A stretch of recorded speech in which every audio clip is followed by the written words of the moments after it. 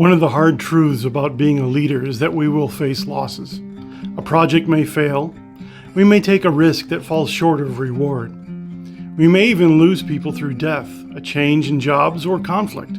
A leader who doesn't know how to grieve their losses is on the road to burnout. Leaders who are in burnout experience anger, shame, and frustration attached to ungrieved losses.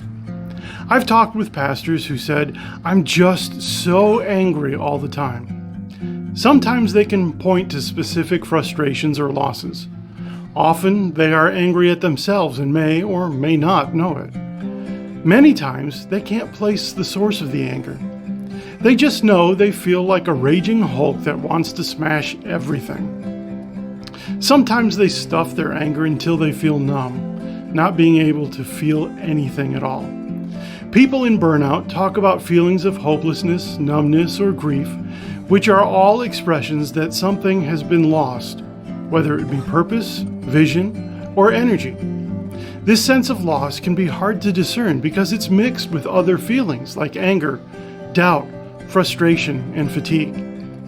Burnout always involves a loss of self. That experience may feel like being abandoned by God, but we are not alone.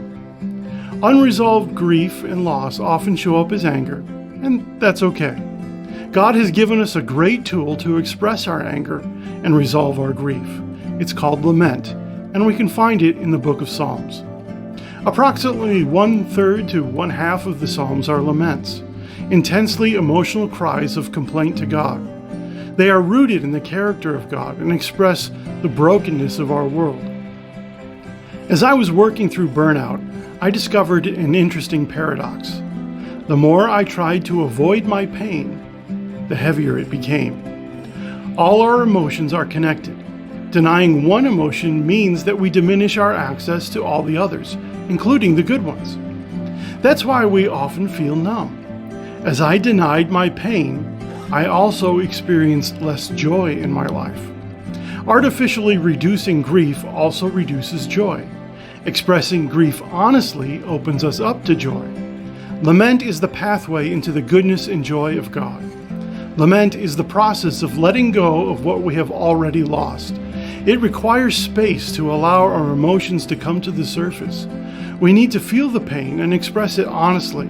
So lament can't be forced or rushed, and it will be intensely personal.